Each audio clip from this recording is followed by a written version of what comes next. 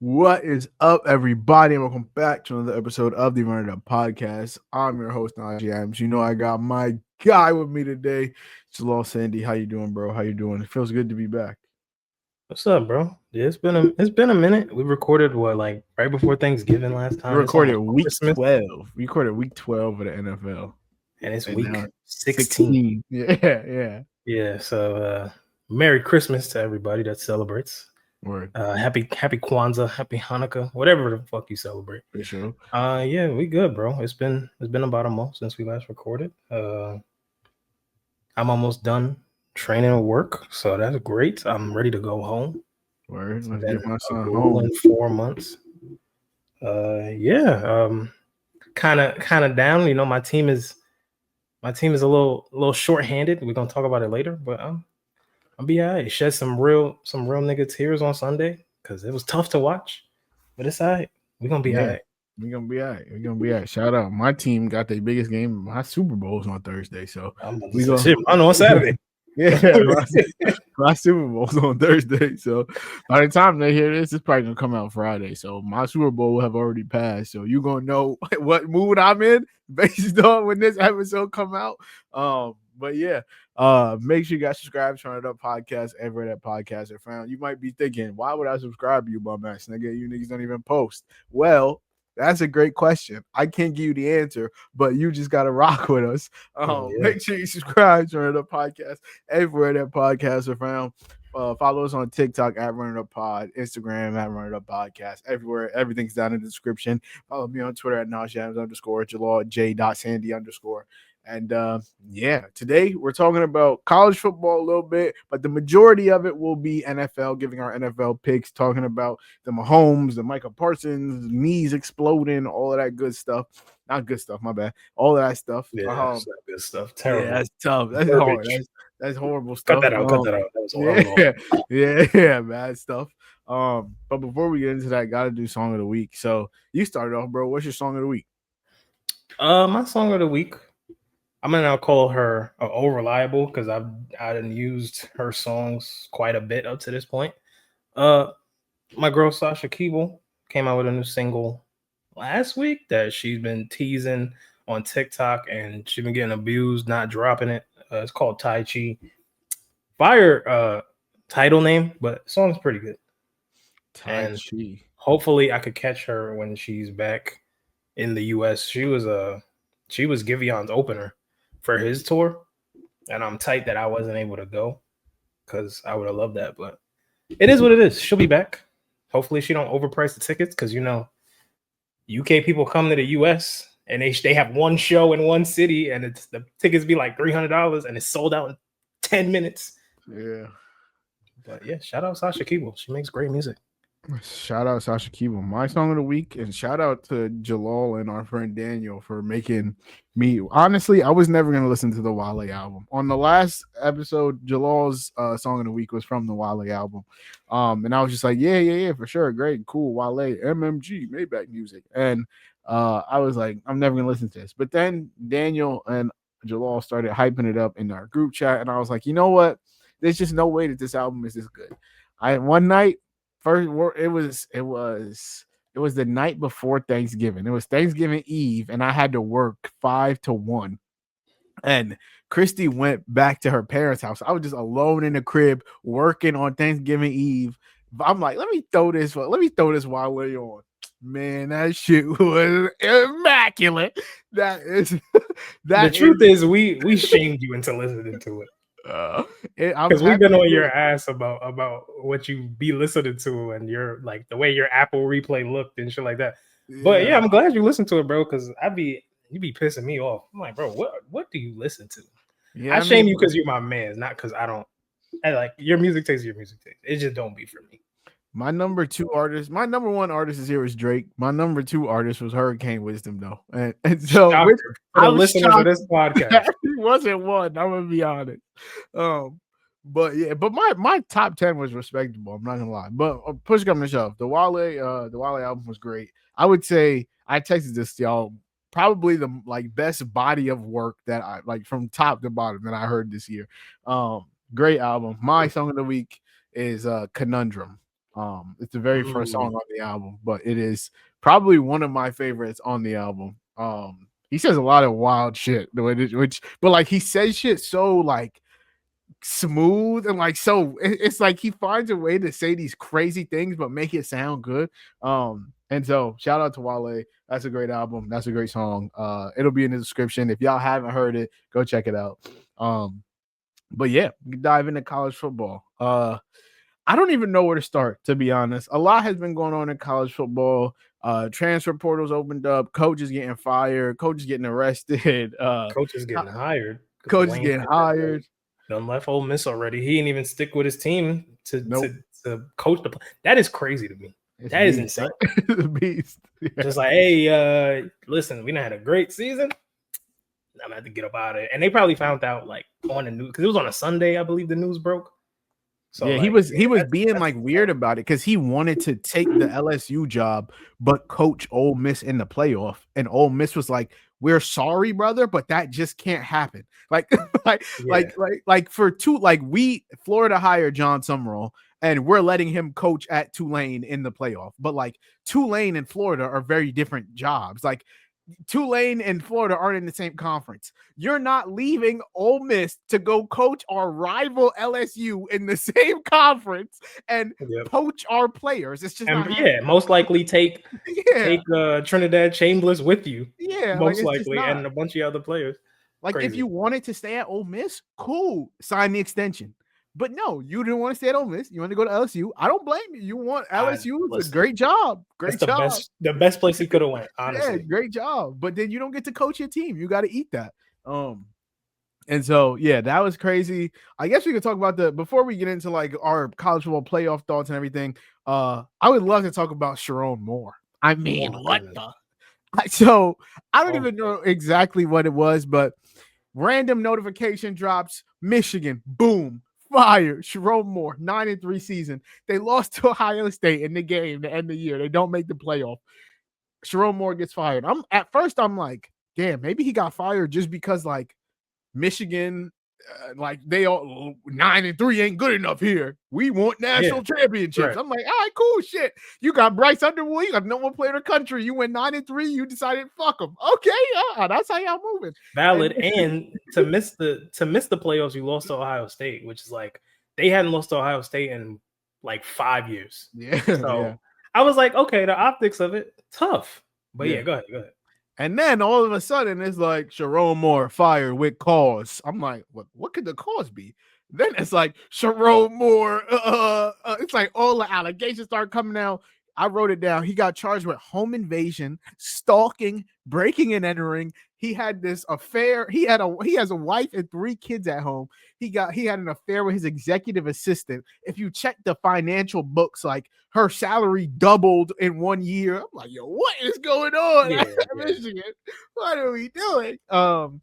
And yeah, he got packed. I mean, what was your first reaction when you saw it? Because I was shocked because like Michigan is a top 10 job in college football. Like Michigan is. It's not like Michigan is. Job. Yeah, it's not like Michigan is Tulane, you know, like Michigan is a top 10 job in college football. So I was shocked they just they packed him, especially after like it was a weird time to get him out of here because like all the coaches that were in the coaching cycle either signed or signed extensions. So now they're kind of pulling from like the B team of coaches. So I kind of feel like they shocked him or they just got to a place where they had to let him go. But what was your first thought?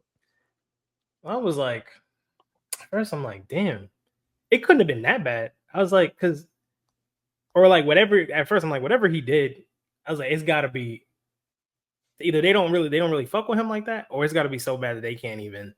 I just be like, hey, bro, we can't do nothing about this. Because I feel like if we've seen instances where coaches not slide by, but like schools will cover that shit up. If you're a winning program, like for example, the cheating scandal, the sign stealing scandal with John Harbaugh, they covered that shit up for like 3-4 years, and then they had to make a Netflix documentary about it.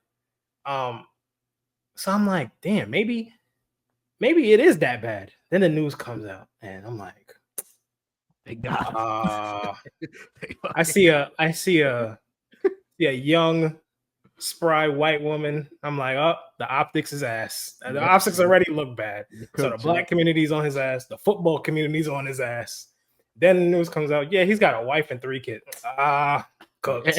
He broke into her home. You just being too horny, bro. You just being too horny. Yeah. Like this is, and then there was like a report that came out this week. I don't know how true it is, but allegedly, we gotta say allegedly because ain't shit been charged. Allegedly, the girl that he was messing around with was helping his wife with like everyday things and like her kids and shit. That was apparently it's the same thing that happened with Ime Udoka and Nia Long and the lady that he was messing with. I'm like, bro, you niggas are nasty. Bro, men in these positions of power just feel like they untouchable. Here's the thing, bro. When you are a man in a position, especially a black man, because apparently this don't happen to white. This only happens to black men. Happened to Shannon Sharp. Happened to Ime Udoka. It's happening to Sherrone Moore. Women that just like, bro, the women that are gonna mess up your life, get them out of here, bro. Like, Shannon Sharp's not married, so it's a little different. He's not even engaged, but like, you're married with 3 kids. You got a whole family at home. You got one of the best jobs in the country. You got jobs that people yearn for. Yeah, I looked up his age because I'm thinking like he's in his mid-40s. He's not even 40. So, bro, his coaching career is done, and you're not even 40 years old, bro. No. You could have been coaching Michigan if they say they go 9-3 again next year, or they go 10-2 next year, make the playoffs. You could be coaching Michigan for the next 10, 15 years. If you have that much type of consistent success and you're getting top players in the country every year, that job is on lock, bro. You were was he like the main play caller when John Harbaugh was there? I don't know. I don't know who called plays when John Harbaugh was there. But he had the John Harbaugh cosign. Like, he got the job because John Harbaugh was like, nah, y'all should hire him. Like, they didn't even do a real coaching search. They were just like, nah, John Harbaugh got the fuck up out of there to the Chargers. And he was like, nah, I trust Sherrone Moore. And he is a good coach. He's a solid coach. Like, they obviously took a step down, but they lost a lot of talent in that one draft. Like, in one draft, Colston Loveland and JJ McCarthy and everybody that they had on defense all went like in the first 3 rounds. So it was a tough turnaround, but like, back to just like, I don't know, my perspective is very different because from like a business standpoint, like, you work for one of the most recognizable schools in America, like, and people of color don't get these type of opportunities, and for you to squander it like that is just so stupid. On the real side of things, like, I'm hoping he's good mentally, because like, going to somebody's house and threatening self-harm or threatening to harm somebody is crazy. Like, home invasion and breaking and entering and stuff like that is insane. So get your mentals right. Prioritize your life, because you have 3 kids and a wife at home. Yeah, bro. You know, like, from a football, like it's not even about football, bro. Like, your football's done. You're done. Yeah. You might be I don't even know. Like, no school's hiring you. Like, you could go to the most, like, you could go to some random G5, or you're a felon. He's a felon now. They can't hire you. It's over, bro. I think he got 3rd-degree home invasion or something like that. Well, I don't know what degree of what, but he's cooked. 3rd-degree home invasion. I'm looking at this shit right now. Hold on, let me go to Twitter just to look at the report to make sure. You one of the 10 most powerful men in college football. You got one of the best jobs in the world, or when it comes to the college football landscape, one of the best jobs in the world, and you're gonna squander it. You're in a matter of 48 hours. He went from the head coach of Michigan to sitting in a cell on Zoom, getting read his rights. Like, that is crazy, bro. And it's just gonna get worse. It's gonna get worse because more information is gonna come out. The law is not on your side, bro. You're done. You're done. No. Not to mention the biases in courts already. So yeah, cooked. And the charges are 3rd-degree home invasion, stalking, and breaking and entering. And so that's 2 felonies and a misdemeanor. GG's. GG's. GG's. It's over. And when it comes to Michigan, like, I know people are kind of down on Michigan right now because it's like, oh my God, Michigan, man. You know, like, Portnoy doesn't make it any better. Like, Sherrone Moore be killing me, bro. Sherrone, Sherrone Moore is obviously insane. Harbaugh is banned from college football for like the next 40 years. Like it's just bad PR when it comes to Michigan. But regardless, like when you look at the top 10 jobs in college football, I got Alabama in no particular order because I know people like to be like, Bama is only good because of Saban. Alabama, Ohio State, Texas, LSU, Georgia. That's 5 right there. Mhm. Notre Dame, Oregon, USC, Michigan, and say what you want, but that logo carry weight. Go Gators, Florida.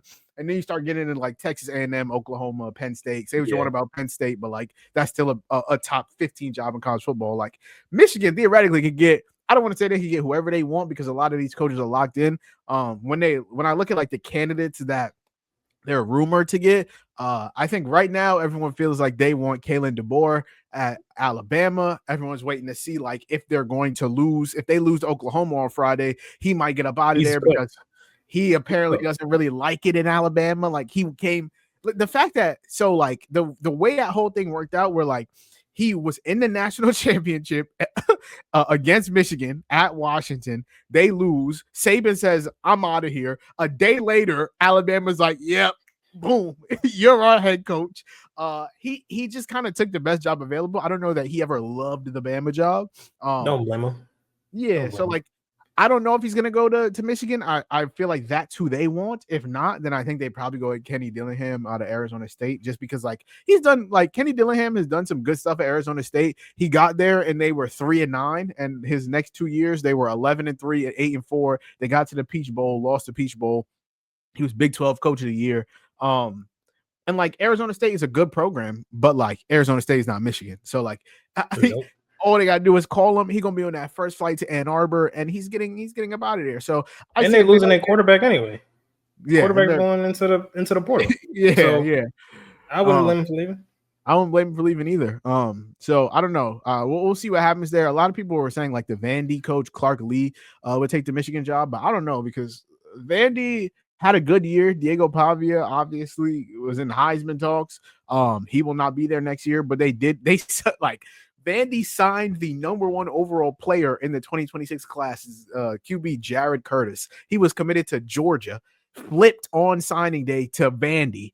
So I don't think that Clark Lee gonna be like, hey, we just flipped the number 1 player in the country. I'm gonna go to Michigan. I think he gonna ride it out at Vandy, to be honest. So I think they end up. I feel like he could go to Michigan and take bro with him. And take him with him. Yeah, I guess that's true. That's the new college football, bro.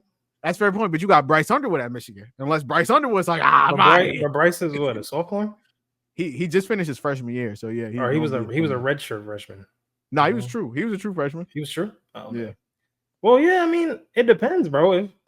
Listen, football is all about competition. Let's see who the best. I like Bryce Underwood. So it's crazy now because teams just gonna put like the college football players just getting paid OD. Teams are posting like, we have signed. I'm like, signed?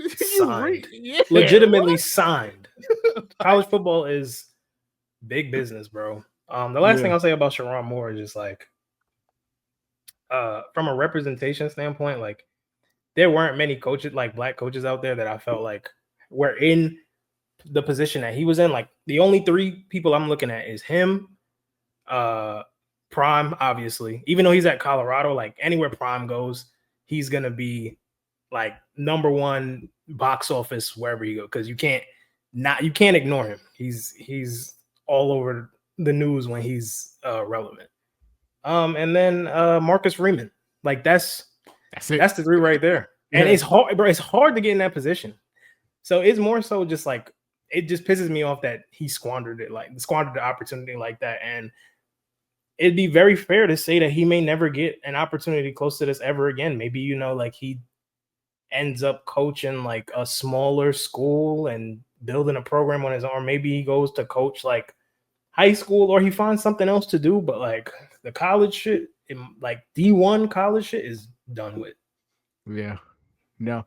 And he's young enough that like maybe, hey, in 10 years, 15 years, when you 45, 50, maybe people forget about this and you can try and come back. But I don't think so. He's not getting that Lane Kiffin treatment, bro. Yeah. I think he's not getting Lane Kiffin. The only dude I've seen, one of a few, where like he had so much trouble in his younger days as an assistant head coach. He had like problems with alcoholism, going out partying, just wilding out.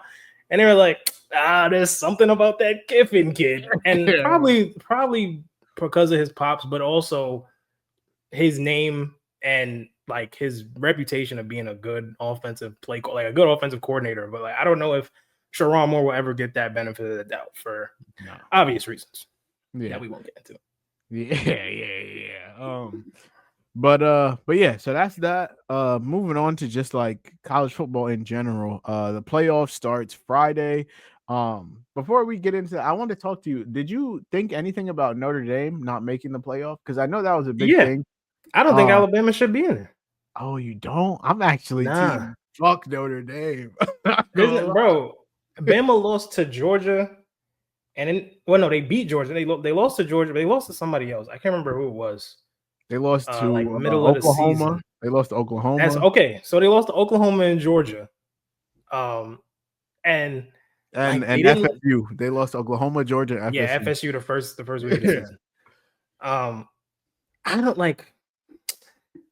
I like Ty Simpson, but like Bama just don't feel like Bama anymore. Like I feel like Ryan Williams is a cool, great talent. Ty Simpson is cool.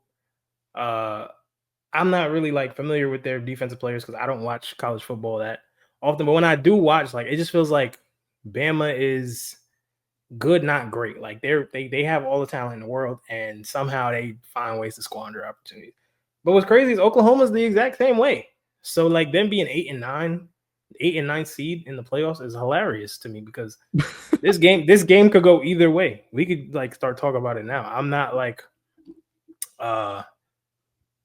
really biased towards one side or the other. I don't really have a college football team that I root for, but if I had to pick somebody to win, no, they're cool, but like their coach just left. Jim Mora just got a job really somewhere else, like a much more prestigious program. So shout out to him for, UConn won 9 games for 2 straight years or 8 games in your boy was like leading your receiver was like leading the country in scrimmage yards. He had a good year. I don't remember his name. He was an All-American. Yeah. Skylar Bell, my son. Yeah. Yeah, bro. He's nice. He's going to the league for sure. But if I had to pick somebody to win this game, very tough. Do I pick the team? College is so weird to me because all college is kids with a bunch of talent and not like great fundamentals and technique, missing tackles, doing dumb shit. Like it's just a bunch of kids doing dumb shit at the worst times.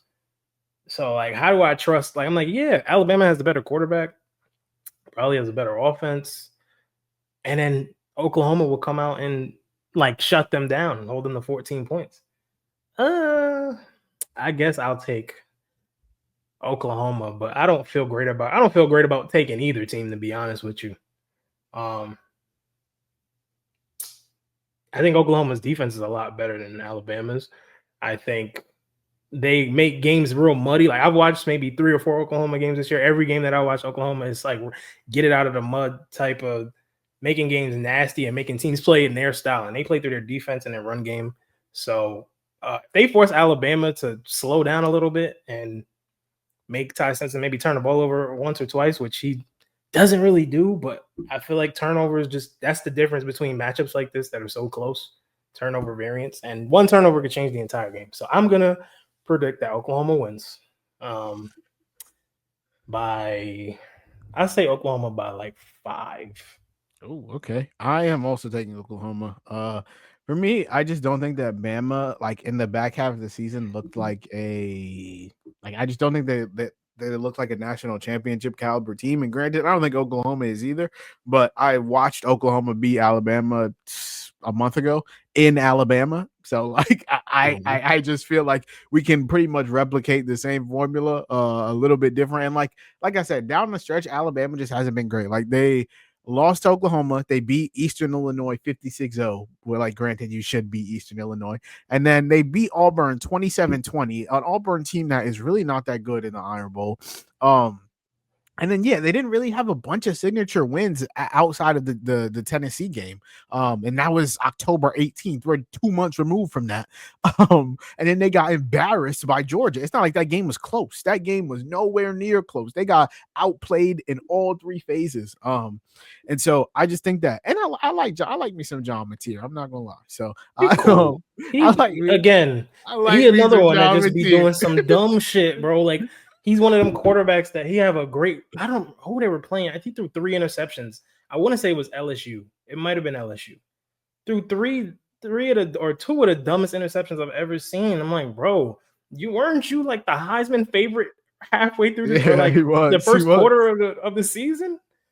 And I don't. He one of those that just like could look great one drive and the next drive just do some stupid shit. Yeah, I feel that. I don't love him for like if the Seahawks drafted him, I wouldn't love it. But like for college, I think he's cool. You know, he's cool. Yeah, for college, cool. In college, he's cool. We're both taking Oklahoma. The next game is Miami, Texas A&M. I want to take A&M because again, I like me some Marcel Reed, and they really only lost 1 game, and it was to Texas and Arch Manning. But I think I want to take Miami. Like, I don't know. Carson Beck, another guy who I do not like. I think that Carson Beck is not a good football player, but like he's good for college. Great for college, though. Like he's a great college quarterback. Another guy who was in Heisman talks early this season, midway through the year, and just cratered. And then everybody realized Miami's offense was actually dog shit. Yeah, Malachi Tony is immaculate. He's incredible. Ruben Bain is really good. Probably going to be a top 5 pick in the draft. So I am going to take, this is one I feel the least good about.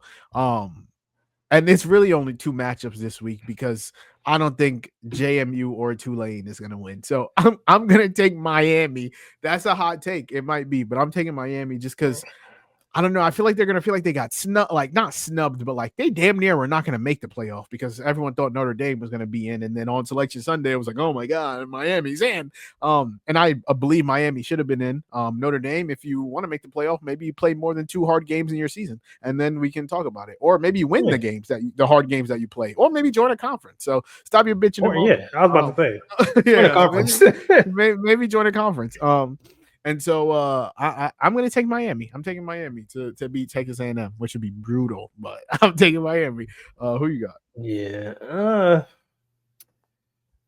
I'm taking A&M, bro. I don't trust Miami. Their defense is solid, but like I like Marcel Reed more than I like Carson Beck. I didn't love Carson Beck when he was at Georgia either. I like me some KC Concepcion, however you say his name. Yeah, I fuck with him too. He's not like amazing, but if he's hot, he can really flip the game on his head. Like he's probably league bound at some point whenever he's ready to leave college. But I just don't trust Miami, bro. Like this team is not as good as like everybody's saying. They were like number 3 in the country at the time, and I just never saw it. I thought that their defense carried them a lot of the times. And then when Carson Beck was not playing well, they're like almost, you know what they are? I got it. They are the Chicago Bears of college football. What a comp. They like to run the clock out when Carson Beck is not playing well because they know he can put the ball in harm's way. Granted, he's only thrown like 10 interceptions this year, but when he's bad, he's really, really bad. Yeah. And their defense puts them in their offense in great positions, which is why they're able to score a lot of the times. But I don't trust that in the playoffs. Shit gets wacky. I'm going to take the team that's been more consistent throughout the entire year. And it'll probably make me look like an idiot, but I'm taking A&M. No, I feel like that's a good take. I'm not going to lie. Yeah, next 2 games are number 11 Tulane at number 6 Ole Miss and number 12 James Madison at number 5 Oregon. I think I'm taking both of the top seeds to win. These are both double-digit spreads. Tulane, I'm rooting for their downfall because I want my coach to come work full-time at Gainesville. Shout out to John Summerall. I wish you the best, brother, but I wish you the best in blue and orange, my boy. So let's hurry up, get this ass whooping, and then come on over to Gainesville And then James Madison, Oregon. Let's be real here. JMU. It's actually crazy because their new head coach is our old head coach, Billy Napier. Shout out. He's not coaching in the playoff, but he is going to be their coach next year. I think they're going to get packed. They shouldn't even be in the playoff. I think that's the problem with the playoff. We should not be putting G5 schools in here. I need Texas in. I need Notre Dame in. I want all of them over JMU and Tulane. I'm not going to lie. So I think Oregon's going to mop JMU. Yeah. And yeah, that's it for me. Who you got in these two? Yeah, same. Oregon for the first game, and Ole Miss for the second game. Like Dante Moore is my favorite quarterback in college football. I think he can be really good in the league. He's a little raw, but the potential is there. They just ask him to be Superman a lot, and it's just sometimes it just don't work out. But Oregon's a good team. I think they're good enough to at least make it to the. I mean, if you don't win this game, what the hell, man? Like, we're not talking about like last year, Boise State coming in and they eventually they got their ass buzzed, but they came in and kind of set a tone early in their game. But like, I don't see a Boise State level team this year, so I'm not even gonna try and make up some fake upset and be like, "Oh, James Madison, the team of destiny." No. Oregon, Ole Miss, they played top tier competition all year, and I don't see any reason why they would lose. Like, they're just much better than these two teams. Yeah.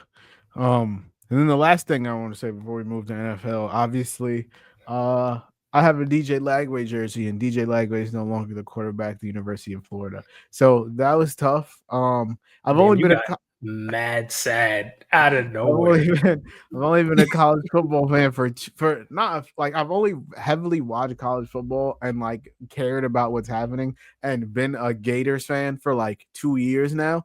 So like I didn't know that you don't buy college football jerseys until a guy's retire. I didn't know. I thought DJ Lagway would be a Gator for the entirety of his college football career. So now I just have a jersey of some guy that's probably going to be at LSU next year, and that's fine. But I want to say I was a little bit shocked when it happened, just because like the things he was saying, I did not think he was going to transfer. We hired one of the best offensive coordinators in the country. Like if there was anyone to revive his draft stock, I feel like it would be Buster Faulkner, but it's cool. I think that what happened was John Summerall said that he's paying players based on their performance, and DJ Lagway had been treated like the light of the life of the Florida Gators program, the sun in our sky. He is our entire program. And then this new coaching staff comes in and they're like, "Hey, buddy, you were the fourth highest paid player in college football this year, and you weren't even a top 5 quarterback in the SEC. So you're not making $4 million. Let's knock it down to 1.8. Let's knock it down to 2. Like basically prove to me that you deserve to make $4 million, because this season you threw for 16 touchdowns, 14 interceptions, and had 3 good games. So like you're gonna have to show me that like you deserve this." And DJ said, "Well, hey, I got Baylor, I got LSU, I got Texas Tech, I got Clemson, I got Miami, all hitting my shit, willing to pay me $4 million. So fuck you. I'm gonna get up out of here." Or pay him whatever he want. I'm sure they're not paying. No one is paying him what we was paying him, because like now you don't like he needs to be fixed. We paid him to get 5-star quarterback. He's not. I think he'll get like 2. I think he'll probably get 2.5. He'll go be some superstar. I think DJ Lagway is very good. I just don't know that he would have been. I think that he'll be fixed. Now I'm over it unless he's the. Now this is not me saying that in a year from now, if the Seattle Seahawks select DJ Lagway, I won't be right fucking back in. But for now, I'm out and go Gators. But yeah, that's all I had to say about the Gators in college football. So we can move to NFL. I guess we can start with Pat Mahomes and Micah Parsons. These are 2 big ones for you, obviously. Micah Parsons, one of your franchise players, probably your franchise player, and one of two. One of two. And then Pat Mahomes, your dynasty franchise player. So Yeah. heavy hits to the Yeah. Jalal's football fan base. But we can start with Micah Parsons. As a Packers fan, I'm sure this was obviously pretty insane to see. Like Micah's made that same bend, that same cut 10 million times. This time it just so happened to tear his ACL. So when you saw it, how did you feel? How do you feel after knowing that he'll have to miss the remainder of the season? Is the Super Bowl window closed? Talk to me. Yeah, man. Not gonna lie, I think that was God humbling Packers fans for real, because it was. I remember a month ago you were asking me like, who can make it to the Super Bowl, and I did not want to say the Packers, even though I thought that, because I'm like, they still haven't put it together yet. But over the past month, they beat the Lions, they beat the Bears, they won all their divisional games. Now they're going on the road, and it's halftime, and I'm like, bro, Jordan Love looks great. We are dog walking maybe the best defense in football, that up and down the field. You know, like our defense is getting, giving up points, but it was a good game back and forth. We're up 9.5. I'm like, okay, cool. We're in a great spot. They lost Zach Tom in the first half. I'm like, that might come back to bite us. This is the best pass rush in football. Third quarter comes, and I'm not mad at the play call at all, because you're on the road in a hostile environment against a team that hasn't lost at home all year. Throw up a moon ball of Christian Watson. It's a little bit short, but Pat Surtain is the best cornerback in football for a reason. He's the reigning defensive player of the year for a reason. I see Christian Watson holding his shoulder. I'm like, all right, like I've seen that before. That's cool. He's coming on, like he's gotten injured every single year of his career. Cool. He'll be back. We like hopefully it's not a collarbone. Hopefully he'll be back.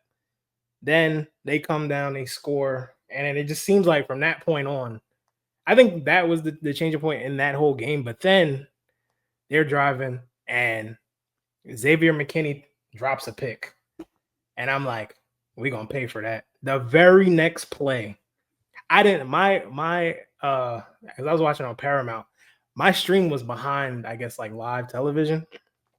So I saw you text Micah down. I said, nah, bro. I hope this is not. So I'm watching the play happen as your text comes through, and I see him jump, and I see his leg like going an awkward motion. I'm like, this man just tore his. It's like that's either ACL or Achilles, bro.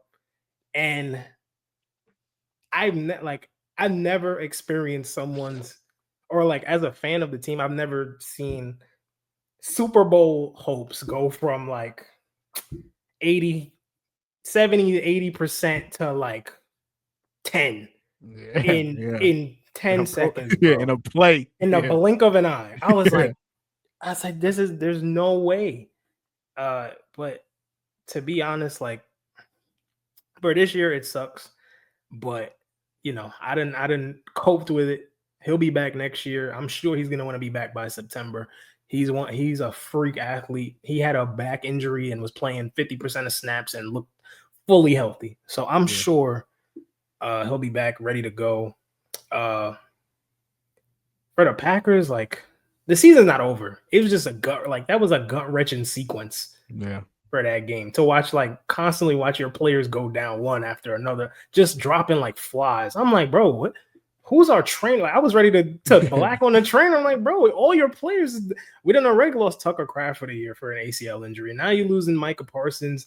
I watched Christian Watson go down. I watched Quay Walker fall to his knees. Josh Jacobs playing with one knee. Zach Tom fucked up his knee. Like, what are we doing, bro? Everybody got fragile, frail knees. What is happening? But the season's not over. Like, they have an opportunity to kind of not run away with the division, but put themselves in a position to win the division and get a home game in the playoffs on Saturday against the Bears. And then they have two winnable games after that. Like, they play the Ravens in Lambeau and they play the Vikings on the road. They can win both of those games. You go 2-1 or 3-0 in those games, you're probably the second or third seed. And like, for me, I think if I had to be like what was more impactful to the team, like losing Micah Parsons or like potentially losing your quarterback, I would say like if he was going to take, like, if God was going to take one of the players away from us, I'd rather it be Micah than Jordan. Because if Jordan Love gets hurt, season's over. Season's done. It's over. GG. Like QBs can make up for the mistakes a lot of the time. Like I watch Aaron Rodgers put teams on his back. So for Jordan Love, like, hey, this is your time to be great. He played great for the last month or so. He was okay on Sunday. He made a terrible throw in the fourth quarter that led to an interception. But this is your time to step up and be the quarterback they paid you to be. There's probably a lot of people talking about he can't do it and got a tough game on the road, but these are the games that franchise quarterbacks win. You are the quarterback of the Green Bay Packers, bro. Like, you gotta, there's no excuses. Nobody cares that Micah Parsons is hurt. Niggas hate the Packers. It doesn't matter. Yeah. So, yeah, bro, just go out and do our. I'm interested to see how the defense looks without Micah. Jeff Hafley's a great coach, but the scheme completely changes. Like, you don't have a guy that you can just put anywhere. So that's the main thing that I'm interested in. Saturday is going to be interesting. I'll be on my couch with my Michelobs, watching the game. Yeah. I don't know if you wanted to say anything. I don't have a ton to say. I don't have a ton to say on like that. I think for me, like I was heavy. I was high on the Packers really early in the season, and then I kind of like dropped down, and then the Seahawks became a contender for me. So I'm like, well, I can't be higher on the Packers than on the Seahawks, and so I kind of cooled on the Packers, to be honest. But regardless, I think you guys are definitely one of the better teams in the NFC, and I don't know that I would say your Super Bowl window is closed because, like, two years ago, I watched you take the Niners to the brink. You know, and you know what's crazy about that game? Zach Tom got hurt in that game, and then the dogs got after it. Like, our O-line just collapsed. And then the same thing happened on Sunday. I'm like, bro, if Zach Tom's not playing, I mean, like, we might be able to get away with it on Saturday because the Bears don't have a great pass rush. But trying to get through the playoffs when you got to play potentially the Eagles, who have a pretty good front four. The Rams got one of the best defenses in the league. The Seahawks also have one of the best defenses in football. Like, the NFC is no cakewalk. So it's for the first time in a while, it's harder than the AFC. I mean, I thought it was harder last year. Maybe a little bit. Depends on your. You usually got the top four quarterbacks, and now you only got one. Yeah, or maybe two if the Ravens pull it out. But I mean, it's. I don't think it's impossible. Like, it's not. I'm a little delusional because I've seen us go to NFC Championship games with Geronimo Allison, bro. Yeah. Anything is possible. Come on, man. Yeah, I just want to see. I just want to see my guy be great. That's all it is. Like, I watched great quarterback play for 15 years. I'm trying to see some more. Show me. Don't make me look dumb. Yeah. I think Mike will be back by September for sure. I think he posted September or some shit. But like the Lion, like he'll be back by September. Like Nick Bosa tore his shit and came back and had like the best year of his career. So like I think Michael and it's tore again, yeah. But I think that Mike will be able to bounce back and come back by September. Same. Now we'll move on to Mahomes. I think Mahomes will also be playing week 1. I think his offseason impacted, obviously, but like I think he'll play week 1 of 2026. That one was a little bit crazier because like the Chiefs are the closest thing to a dynasty we've seen since the Tom Brady Patriots. Like Super Bowls in 5 of the last 6 seasons, 3 of them won. The first won their division 9 straight years. The first year that Mahomes hasn't made the AFC Championship games as the starter, like that's crazy. The playoffs. Yeah, that's crazy. And so I think like when Mahomes went down and like their season was over, whether or not he went down, right? Like they were gonna just not make the playoffs. He just so happened to get injured in this game also. And so I think the Chiefs will have a lot of decisions to make. Like they need a running back. I don't give a fuck. It can't be Kareem Hunt, Pacheco, and whoever you got, Brashard Clyde Smith. Edwards-Helaire. It can't be. Like you got to get on the free agent or make trade for somebody. Free agency, you got Ken Walker. You got Breece Hall. You got Travis Etienne. Shit, you got Rico Dowdle. who's rushed for 200 yards I would multiple go times. sign Rico, dog. Rico Like, gonna be the cheapest one, and he can get you some yards. Come on, hell, if you want to get cheap, Sean Tucker is more explosive than all of them boys you got in that backfield. Like, somebody, sure. you have to get somebody at running back. They entered Sunday with the lowest explosive run rate on running back carries since 2000. 25 years. like you have to go get a running back that can generate some sort of explosive plays on offense. It can't be Mahomes run for 15, Mahomes throw for 40. It can't be that. And I felt like that type of play obviously weird on, like, we hadn't seen Mahomes be this type of rushing threat ever in his career. Like, we knew he was capable, but he was their leading rusher. Like, this is not Lamar Jackson, Josh Allen. Patrick Mahomes is not supposed to be leading the team in rushing yards, bro. So I think ultimately that did wear on his body. Were you finished? I was not pretty much. I was gonna say you just have to reevaluate. Like, you're gonna have to sign a running back. I like their wide receiver room. Like, there's 15 teams that would trade their wide receiver room to get the Chiefs. Like, theoretically, Rashee Rice is good. Xavier Worthy is okay. You know, I think they need a better 3. They're gonna need a tight end because I think Kelsey's done. Like, I wouldn't mind it. I think to ask Travis Kelce to play out the rest of the season because he's gonna finish the year, and then be like, hey, give us one more season with Mahomes coming off an ACL. It's like I just can't see him doing that. I think he's done. So you're gonna have to evaluate at tight end, whether it's Noah Gray or you find somebody else. You sign to Kyle Pitts, that would be great, honestly. But I don't know what they're going to do. The team Mahomes comes back to cannot be the same team he left, is all I'm saying. It can't be. It cannot be. And so, I think, like, the good thing is ACLs aren't as much of like a death note as they used to be. Like, Christian Watson tore his shit in January, came back in October. Yeah. Like, AP tore his shit and returned to 8 months, came back. Saquon tore it in week 2 of 2020, played week 1 of 2021. Joe Burrow tore his shit November of 2020, played week 1, 2021. Like, I think everyone usually comes back at this point, and like, obviously Joe Burrow's made the return to elite status. So I think Mahomes will be fine in the long run. Tom Brady obviously tore his shit. The same, he had the same Mahomes season. Like, it was like the 8th year starting, coming off a loss in the Super Bowl. He just happened to tear his shit week 1. Mahomes tore his shit week 15. And now, you know, Tom Brady went on to win 4 more Super Bowls and 2 more MVPs. So I think we'll see what Mahomes' 30s looks like coming into it. His 20s were immaculate. So we'll see what his 30s look like. But did you have anything else on the Mahomes thing? Yeah. I will say, like, it's interesting to watch the end of a dynasty. Like, I remember watching the end of the Patriots before Brady went to Tampa. And they lost to, I want to say, the Titans. Like, Derrick Henry destroyed them boys in the play, like the first round of the playoffs. And it was kind of just like, there's no grand like presentation for the end of it. The shit just happens. It just ends.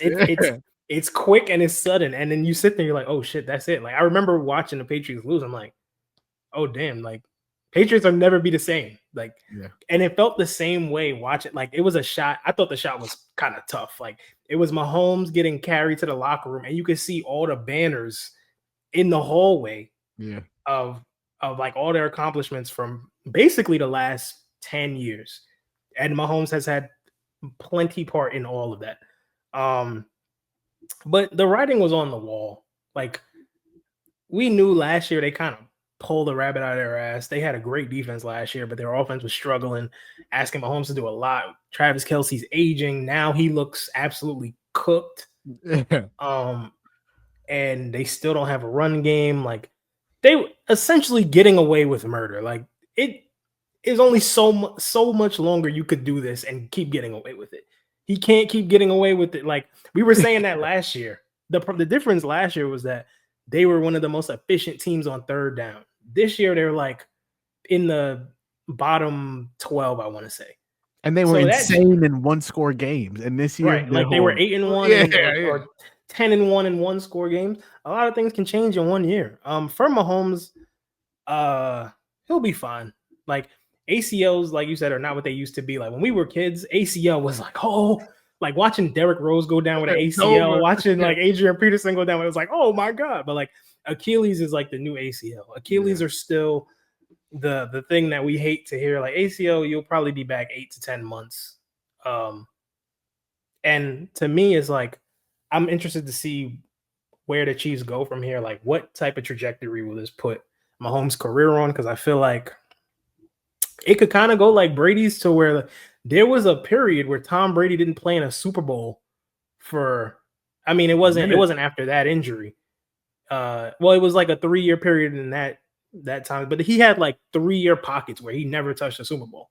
So I'm wondering if this is going to open up some spots for like the other guys. Josh Allen might make a Super Bowl this year. He's got no, listen, Josh Allen got no more excuses. I was into this. This is my next point. And when you're done, I got to cook. Josh Allen has no more. Lamar might not make the playoffs. The Bengals are eliminated. The Chiefs are eliminated. Listen, this is it. The Bills don't make the Super Bowl this year. The shit ain't happening. The shit is not happening. Like you can't go lose to the Broncos. I don't care that it's in Denver. Like you're probably gonna have to go to Denver to beat the Broncos. If you got to play the Broncos, you got to beat the fucking Broncos, bro. Like, so we'll get to that a little bit later. But I'm interested to see like which teams in the AFC ascend to like be in the next or like this mix of champions for the next few years while the Chiefs get their shit together. Yeah, that's about it. I don't think Travis Kelce should come back. I think they should try to convince Chris Jones to take a little bit of a pay cut because he's getting paid insane money and he's on the wrong side of 30. They've got problems at DB. They've got problems rushing the passer outside of Chris Jones. So like there's real roster construction issues here. We talked about their offense, and I think they really got to sit down and be like, okay, we can't ask Patrick Mahomes to save us for the next 10 years of his career. Not happening. No. He'll just die trying. Yeah. I agree with you. I got 2 Josh Allen things. One, this is the year for Josh Allen to win the Super Bowl. It is now or it is never. There is no Mahomes. There's no Burrow. There's probably no Lamar. This is the first time that Josh Allen can literally look around the room in the AFC and say, I am the best player remaining. I'm the best player in the room. Personally, I think he could look around the entire playoff landscape and say I'm the best player in this bitch. But I mean, maybe I would probably agree. Yeah, I agree. I would probably agree. This is the first time that he could say, yo, I'm the top dog. Only QBs that have beat Josh Allen in the playoffs, Deshaun Watson, Pat Mahomes, Joe Burrow, none of them are in the playoffs. So it's now or it is never.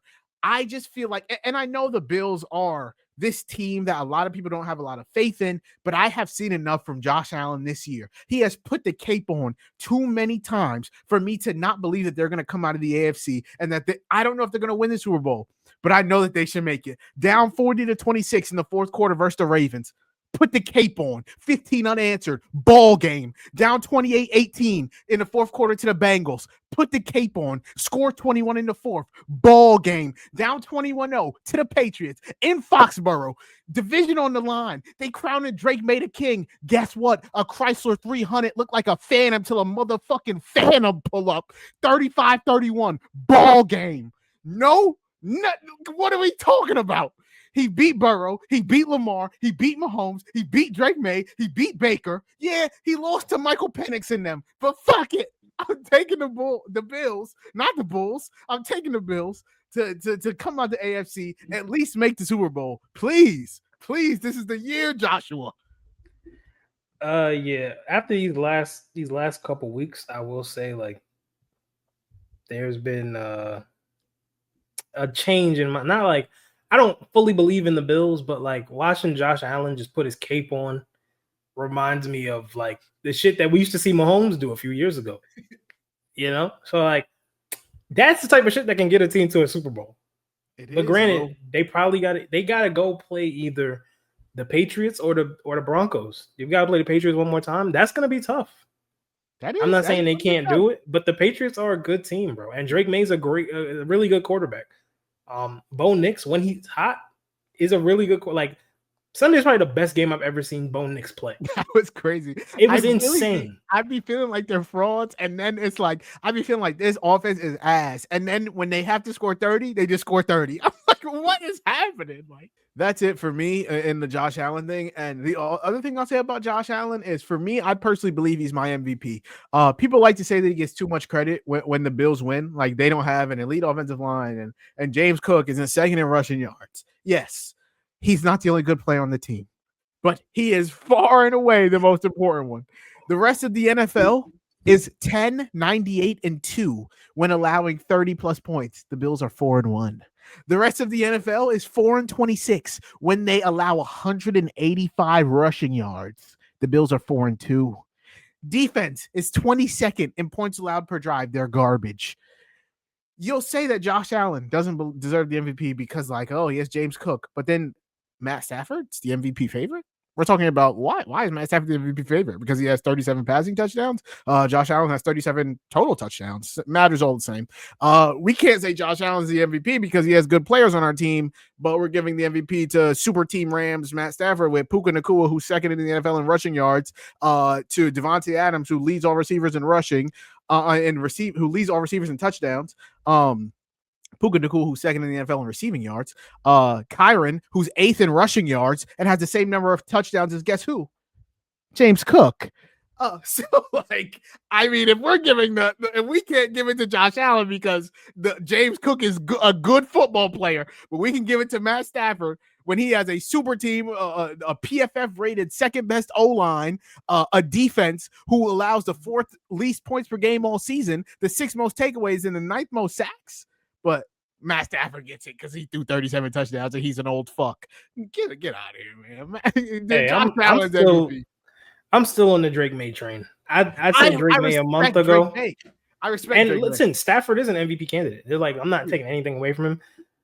And I think the argument for him is he probably plays in the toughest division in football this year. At least, like, they're gonna have 3 teams that make the playoffs, and they've beaten. They've kind of had like a tough schedule. Yeah, walked y'all down. They didn't lose to the 49ers, but I think they played the 49ers again before the season's over. So, or they played the 49ers again and whooped their ass. That's what they beat the Niners. So it's more a thing of like, we didn't see Matthew Stafford doing this at age 37, 38, however old he is. Yeah. And it's kind of like things you don't expect. It's hard to come off a MVP and win back-to-back. You're like, oh my God, you're better than what you were last year. Yeah, and I don't know if Josh Allen is better than he was last year statistically. I don't think he is. The picks fucked him up. Yeah, like, and then with Drake May, I think Drake May is the way he's playing is allowing his team to overachieve in ways that we didn't even know. Like, granted, Trevion Henderson running for 2 60-yard touchdowns helps a lot. But when your number one receiver is Stephon Diggs / Hunter Henry, like, come on now. Yeah. Playing in the same division as Josh Allen, in position to win that division. I wouldn't mind a Drake May MVP. I wouldn't mind any 3 of them winning MVP. If I had to rank it right now, I think I would. I think I would still have Josh in 3rd because the Bills played so bad for so long. Yeah, he had a bad one. He had a bad one. He had a really bad November, horrible November. So I think just with the consistency throughout the season, I would give it to Drake May. I'd have Matthew Stafford 2nd. But I respect the Josh Allen take. You've been on it for like 2 months, you had to stick with it. Even though Burrow was my preseason MVP, but that just fell. He was, and Pat was mine until teams realized that, hey, we don't really have to worry about anybody else but Pat. Yeah. But yeah, so we can get to NFL picks. It is week 16. Obviously, we haven't picked since week 12, but I added up our week 12 picks. You had a great week, brother. You went 12-2 back in week 12. I was like, last week we didn't make picks last week. No, we didn't make picks last week.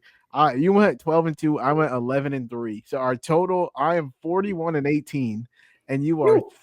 You said I had a great week. You went 11-3. Yeah, but you went 12-2. So you had. We both had a great week. Yeah, I am 41-18. You are 37-22. So we're on pace right now. Starting it off, we have Thursday. This is a weird week because we got games on Thursday, games on Saturday, Christmas on Thursday. It's a weird week. Yeah. But right now we have Thursday night football, Rams Seahawks, both 11-3. I believe it's the first Thursday night football game in NFL history with two teams that have 11 wins. So this is gonna be it should be a banger. The first one was a little bit weird. Hopefully this one lives up to the hype. I mean, it's very my answer is always gonna be my answer. I'm gonna take the Seahawks. I think we played better than them the first time around. Sam Darnold just turned into a pumpkin as he has the last couple times he's played the Rams. So hopefully that doesn't happen this time. But we need this win. I've been saying all year we don't have a signature win. The three best teams we played, Bucks lost, Niners week 1 lost. Rams lost. So like we have to win this game to prove that we are a legitimate contender in my eyes. Granted, the Rams will probably be without Devontae Adams. We will be without Charles Cross, our left tackle. And shit is going to get spooky. Yeah, it's going to get very spooky. But regardless, I'm taking us. This is basically a best wide receiver in the league off. JSN Puka, I think, are the two clear wide receiver 1 and 2s this year. Shout out to Jamar. I think he's like talent for talent. I think he's the best receiver in the league, but like just on production wise, Puka and JSN are miles ahead of everyone else pretty much. So I need JSN to go crazy. I need him to prove that, to lock the offensive player of the year up, because right now he's a heavy favorite, but like a bad game on prime time could shift that shit. So I need that OPOY out of JSN. Yeah, I'm taking us to win, bro. I'm taking us to win. I think Mike McDonald, Stafford struggles with Mike McDonald. One of the worst games of his Rams tenure was that game versus us earlier this year. The problem is that Darnold struggles against the Rams, so it's tough. Hopefully Ken Walker could do something. I'm not starting him in fantasy for the fact that hopefully he goes off in this game. And yeah, I have no real analysis other than I'm a Seahawks fan and I'm taking my team. So Seahawks. Who you got? I picked y'all last time and y'all let me down, so I'm taking the Rams. The Rams to me are the better team. And I know it's in Seattle. Seattle's a tough place to play, but y'all every time y'all play at home, y'all decide, you know what? We at home. We gonna be chilling. So last week, almost got walked down by Grandpa Rivers. It took a 58-yard field goal to save y'all. Oh, and man. That was against a defense with Sauce Gardner. And now I'm looking at the Rams like, every time Sam Darnold play y'all, he be seeing ghosts. Now, I don't think he'll play that bad tomorrow, because we're recording on Wednesday, the game's tomorrow. I don't think he'll play that bad tomorrow. However, I've seen Matthew Stafford have success without Devontae Adams. I've seen him have success without Puka Nacua. If Terrence Ferguson is scoring touchdowns and Colby Parkinson is scoring touchdowns, I would not be surprised. Tutu Atwell. Yeah, Tutu Atwell scores a 50-yard touchdown tomorrow, I would not be surprised. I don't even think I was about to say Van Jefferson. I don't even think Van Jefferson's on his team anymore. Jordan Whittington is like Jordan Whittington. There we go. I just think the Rams are a better team. They have the better quarterback. I think Puka's better than JSN. JSN's having a much better year, but like total package of a receiver, it's close. They're very similar. Puka's a little bit more physical. He just does insane things with contested catches, like unbelievable. It kind of reminds me of Antonio Brown a little bit, but I think their defense is not better. Like, y'all have more talent, but their defense is better schemed for what y'all weaknesses are. And like you said, y'all left tackle probably not playing tomorrow. And their pass rush has gotten after Sam Darnold in the past, and we know that that's like Sam Darnold's weakness. He's very similar to a Jared Goff, where like if you pressure him and make him uncomfortable, he starts seeing shit that's not there. He starts throwing a little bit off because his footwork's a little bad. So like if he's off timing a little bit while in the pocket, it's tough. Y'all run game is very inconsistent at times. I think Ken Walker's talented, but is not consistent. I think the same thing about Zach Charbonnet. Y'all signed Rashid Shaheed. Hasn't done much since y'all got him, but it's all right. Like, maybe this is the game where he breaks out. Like, it's gonna have to be like a Cooper Kupp revenge game or something, or a Rashid Shaheed breakout. You know, like somebody's gonna have to step up, because it can't just be JSN carry us. because I know that's not what the Rams are going to do. Like the Rams aren't going to ask. Puka might get 15 targets, but they're not going to ask Puka, hey, just take us to the finish line. It's going to come down to Stafford versus Darnold. And I think Stafford is going to come on the top because he's the better quarterback, and he's been in this situation plenty of times. Like I have more trust in Matt Stafford to pull this game out than I do Sam Darnold. And Sam Darnold played terrible last week. That's fair. That's very fair. I said I'm not defending the Seahawks against anyone until we win a big game, and we haven't won it. So however people feel about us, I respect it. If you think we're a contender, as I do, I respect it. If you think we're frauds, I respect it. I can't fight anything because we haven't done enough to prove that we should be considered to be one of the best teams in the NFC. That's the fair. next game, the Saturday games, the very first one is Eagles Commanders. The Eagles can clinch the NFC East with a win. The Commanders, Jaden Daniels is shut down. So they are playing for pretty much pride at this point. Also, the Eagles can eliminate the Cowboys from playoff contention with a win because the only way the Cowboys can make the playoffs is if they win the NFC East. And the only way they can win the NFC East is if the Eagles lose out and they win out. So a win effectively clinches their playoffs and ends the Cowboys season. So I'm going to say that the Eagles, after a get-right game versus who they play, the Raiders, right? They had a get-right game versus the Raiders. Okay. I'm going to say that they pretty much dominate the Commanders. And yeah, the starters might not even be in the fourth quarter. I think this is going to be pretty nasty. I don't think that the Commanders have a chance in hell to win this game. So I'm taking the Eagles. Yeah. Yeah, I'm also taking the Eagles. I didn't even realize this was the first time that these two teams have played all season. They played twice in the last two. They played twice in the last 2 weeks or last 3 weeks. Farming. Yeah, like they haven't seen each other all year. The Eagles, well, they've been up and down all season. Offense has been kind of nasty. The O-line's been banged up. Defense has been up and down. Honestly, I think it'll be closer than people are anticipating because I think the Commanders they at least they have Terry McLaurin, they've got Debo, they've got, that's about it, honestly, because Zach Ertz is hurt, so they don't really have much else outside of that. But that kind of like curiosity is how teams get upset, and it's a divisional game. I think the Eagles win, but I think the game will be better than we are anticipating. Like in my head, this game is 100% a blowout, but it's in DC. It's Eagles on the road. It's either going to be a nasty game or it's going to be like a blowout. Like it's going to be a nasty close game or a blowout. I don't think we'll get a shootout. I don't think we'll get like a defensive battle. It's either going to be like a nasty Eagles just find a way to win with their nasty gameplay of tush pushing all the way down the field, or it'll be a blowout. Yeah. Shout out to, I do feel like they're like, I think people are kind of looking over them when it comes to the NFC. Like I think a lot of people are like Rams, or like the Rams are gonna just mollywop the NFC, but I do think the Eagles are gonna put, like, I don't think they're gonna be an easy out. Like they're gonna make the play and they're gonna put up a fucking fight. The problem is like I think they lead the league in like the most 3 and outs.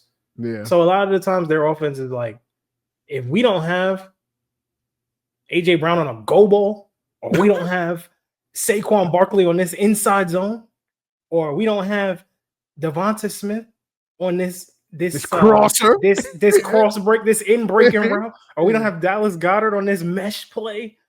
It's not like they just run the same shit over and over and over until it works. And granted, it's gonna work out eventually because you have one of the most talented rosters in football, and you have a defense that you can rely on to keep teams at bay. But I just don't think their offense is sustainable. I think they're gonna fire Kevin Patullo at the end of the season, and they'll think AJ Brown out of there too, possibly because him and Jalen Hurts will be on the same page. He's not getting to 1,000 yards. I mean, he might. He had 840. He had 840 right now. They got 3 games left. 100-yard game. He right there, bro. Yeah. They play the Commanders twice in 3 weeks. Yeah, he gonna get it. He gonna get it. Incentives. Yeah. See, we're both taking the Eagles in that one. The nighttime Saturday night game. We got the rematch. We got the rematch from 2 weeks ago. Christian Watson thought his shoulder was coming off. He back. Bears probably without Bears got, Caleb Williams, Iceman. Bears might be without Rome and Luther Burden. So you might just be Luther Burden choking y'all out. So you might just have and we get black for it. Yeah. Crazy. You might just have DJ Moore. Regardless, we got Packers Bears in Soldier Field in Chicago. Bears are 5-1 at home, 10-4 Bears, 9-4 Packers. This is a big one for the division. This is massive for the division. I actually don't know who I'm taking, so I'm gonna swing this to you. Oh damn, who you got? You a hoe. I mean, you know who I'm taking, bro. I'm so excited for this game, bro. Like the Packers and Bears are never good at the same time. And the last time they played any game of significance in the last 10 years was back in like 2013. Bro, I remember like it was yesterday. Aaron Rodgers broke his collarbone early in the season, comes back. All the Packers got to do to make the playoffs is beat the Bears in Soldier Field. And he hits Randall Cobb on like a 4th and 8 for a touchdown. If you see the clip, you know the clip. But that's literally the last time the Packers and the Bears have been good at the same time. So this is unfamiliar territory for me. I think the Bears are a good team, not a great team. I think they are well coached. I've been hating on Ben Johnson all year, but he's a good coach, and he's turned around their team completely. He's got them believing that they can run through walls as long as he's leading the pack. I'll get to Caleb Williams in a second, but they're, one of the best rushing teams in football. Like DeAndre Swift looks great. Kyle Monangai looks great. And then here we go. I don't know why Caleb Williams can't seem to put it together, but for whatever reason, it's kind of just like, I told you he's like a bigger Kyler Murray to me. Like and that's not disrespectful. It's sort of just like, if you I don't want to sound disrespectful saying this, but if you force Caleb Williams to play quarterback, he struggles. But when he's playing outside of structure and he's doing all the things that made him the number 1 pick, he looks like the next guy, like the next top guy. So, but with that inconsistency, like how can you win a division? I mean, they might win a division, but how can you trust that come this time of the season? So the reason I'm picking the Packers is because even without Micah Parsons, I still had the Packers winning the division. So I think they were better than the Bears anyway. I think Jordan Love's a better quarterback. I think Matt LaFleur is a better coach. I think we have offenses are pretty similar, but I think we have the better defense because the Bears can't seem to stop anyone unless they're the Browns. And this is a big game for takeaways. They just lead the league. Yeah, like they don't some crazy shit. And they don't really turn the ball over. 20. They have I think close to 20 interceptions on the season. And it's not sustainable. Like I've been saying it for the last month. And of course we played them and Love threw a pick. But eventually, like your defense is gonna get tired. But I think what helps their defense is that the style of play that the Bears have is kind of similar to the Lions, where like they just wear you down. Like in the first half, you might have, but if the second half, if they get that run game going and they just wear your defense down, like and then all of a sudden your offense just has a 3 and out. Oh, now it's getting a little spooky because they're just gonna do the same shit again. Yeah. But I don't think their offense being as bad as it is sustainable. If the Packers don't turn the ball over, they should win this game. I think it's that simple. Like I said earlier, I'm interested to see how the Packers defense looks without Micah Parsons. It's going to be tough. Somebody's got to step up. Rashawn Gary, you don't get paid all that money to sit on your ass, brother. Let's go. They lost Devontae Wyatt, who was their best defensive tackle or best run-stopping tackle. He's out for the season. It's just been a devastating injury season. Like, they don't have Tucker Kraft. They don't have Micah Parsons. They don't have Devontae Wyatt. Their starting safety, Evan Williams, is probably out this week. At least Josh Jacobs got knee injuries every week. Josh Jacobs got knee injuries. Hoping Christian Watson doesn't break in a million pieces. It's like Jaden Reed went down at one point. And I'm sitting there like this in dismay. But I think the Packers win this game. I think they are the better team. I still believe they're the best team in this division. Not because I'm biased. I just know what I'm watching. And these are the type, like I said earlier, these are the type of games that as a quarterback, as the guy that teams believe can lead their franchise, these are the games that somebody like a Jordan Love should win. The Bears aren't on that type of schedule yet, but the Packers should be. So, hey, Jordan, go win this game, big dog. J Love, go win this shit, big dog. This is your time. Me. I even after all that, I'm still torn. I think I'm gonna go with the Packers, though. I do. I think I'm gonna take the Packers to win. I do believe they have the best quarterback in the game. I think that they have the better coach. I think they have the better running back. I think the Bears are also banged up at receiver. So you're looking at like Olamide Zaccheaus, DJ Moore, Cole Kmet, and Colston Loveland, because Luther Burden and Rome are both dealing with lower body injuries. And I don't think the Bears defense is great. Yes, they have a lot of takeaways. They lead the NFL in takeaways by a pretty large margin. They don't turn the ball over. So like they're just getting more time of possession than every other team. Like they're getting more shots to score than their opponent most of the time. Yeah, you're good. They're just getting more cracks at it. So if the Packers cannot turn the ball over, control the pace of the game, get the run game going, Christian Watson, assuming he plays, just lit these boys up on like 4 catches. He had like 4 for 4. He had 4 catches on 4 targets for 94 yards and 2 touchdowns or some shit. Is he going to do that again? Probably not. But like I think that they are well positioned, the Packers, to exploit the Bears. So and I just think they're the better team. Honestly, I just think they're the better team. So I'm going to take the Packers to win and sweep the Bears this year. And the Bears have had a lot of those 10 wins. A lot of them are on some fluke shit. I'm not going to lie. So I am going to take like the Bengals should have won the game. They like a lot of games. The like Raiders should have won that game. The Commanders should have won their game. Did they play the Giants? The Giants should have won the game. Like a lot of Jackson Dart got hurt. Yeah, Jackson Dart got hurt, and then they beat someone. Like they beat I think they beat the Rams earlier this year or something or the Chargers, one of those teams. And it was like, and that's what Bears fans like hang their hat on because it's the best team to beat all year. Let me see. I got it. It wasn't the Rams. I know for damn sure it wasn't the Rams. It might have been the Chargers. It wasn't they beat the. I don't know if they have a single good one all year. They beat the Cowboys. The Eagles win. That's the win. That's the win that they hang their hat on because they lost to the Vikings. They lost to the Lions. They got smacked by the Lions. And then they lost to the Ravens, and they lost to the. They lost to Tyler Huntley. Yeah.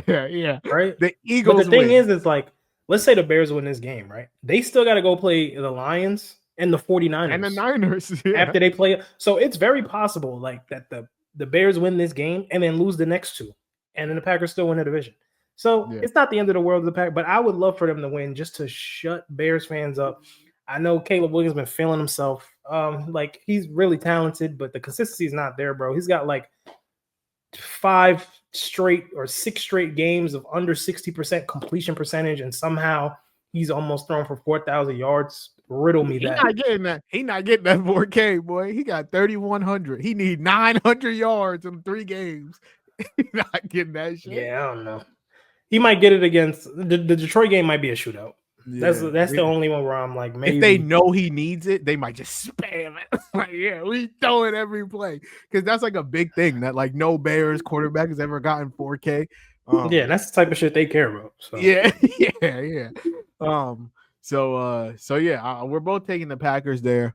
Let me write that down real quick before I forget. So far, there's a belief in my household that anytime me and Des, anytime one of our teams wins, the other one loses every single time. Like there's never a week where both our teams win. So when the Falcons won on Thursday, I was like, we're losing on Sunday. God damn. And sure enough, we lost on Sunday. But anytime, like, I'm walking around like, hey, we got another dub. And, they're like 4-8 and shit. Yeah. They lost again. I'm you winning that battle most of the time. Yeah. So she got that one. Moving on to the Sunday slate. This is one of the nastiest 1 p.m. slates I've ever seen in my entire life. It is disgusting. Bills versus Browns. Come on, what are we talking about? I'm thinking my wrist is at the fucking ceiling for Shador, but I'm taking the Bills. Like that's an easy one for me. Hey yo, fuck Kevin Stefanski, dog. Nah, he Fuck has Kevin his best. He Stefanski. does not have his best interest in mind. I'm not gonna lie. At first, I Changing was the like, plays in the wristband, it's middle of the crazy. game, not having the Taking right him out plays on for the the 2 point wristband, conversion when he thrown for 400 yards. What are brother. we doing? Changing the plays on your quarterback's wristband during the game, being like, "Oh, we got the wrong plays." What the fuck y'all been practicing, dog? Yeah, bro. He does not have his best interest in heart. I'm not gonna lie. Yeah, he's And out of people there. are He's like, getting fired.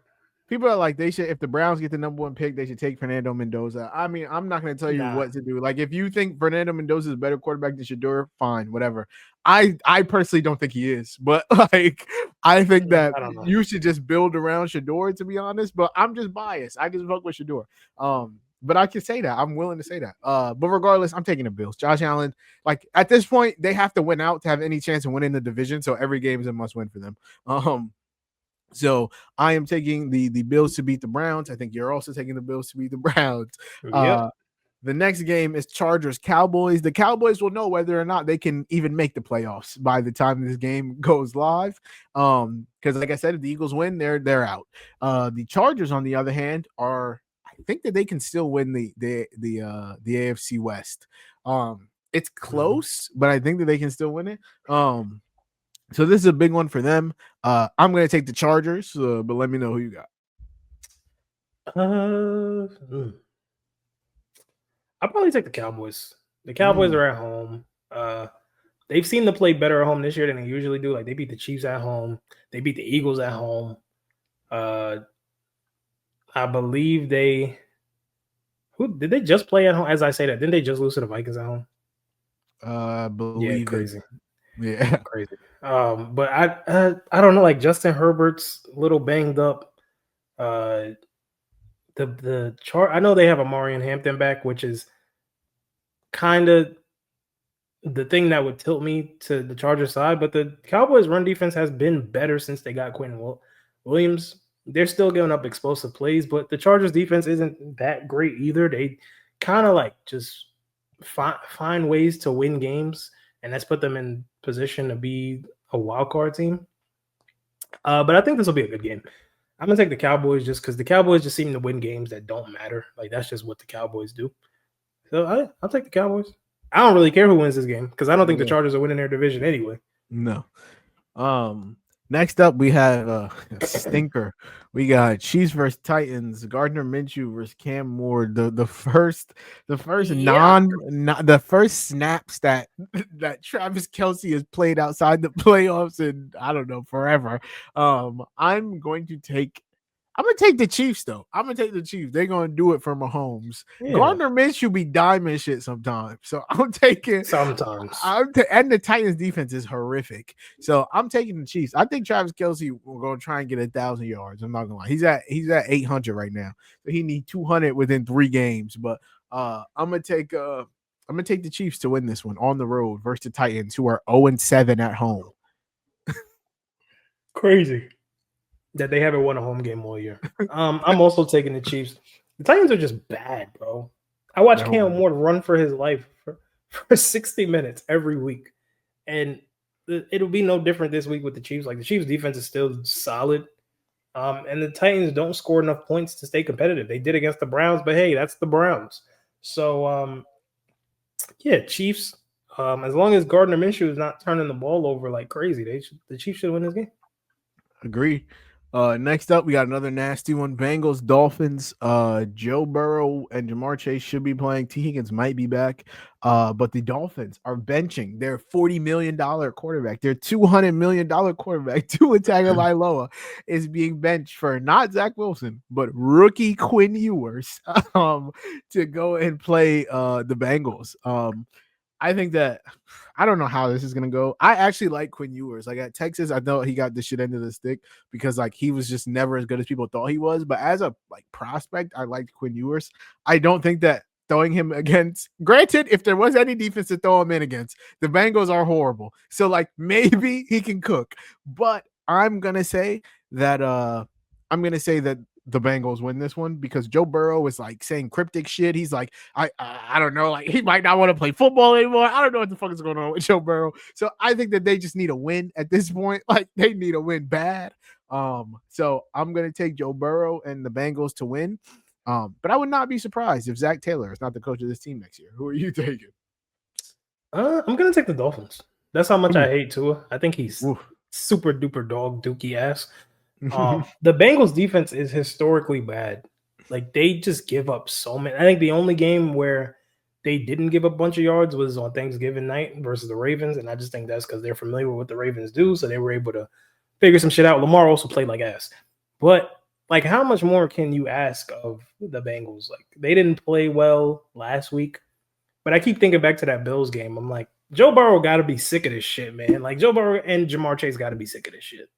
Watching you put up 30 points, just about 25 to 30 points every week, and then your defense goes out to give up 35, 40 points a week. It's enough. This shit is ridiculous. Like the Dolphins aren't a great team either, but how are you going to stop Devon Achane and Jalen Waddle? You couldn't tackle somebody to win the game against the Bears, and you're supposed to be able to get a hand on Jalen Waddle? Nah, GG's, pack it up. I don't have no faith in the Bengals to do anything of significance.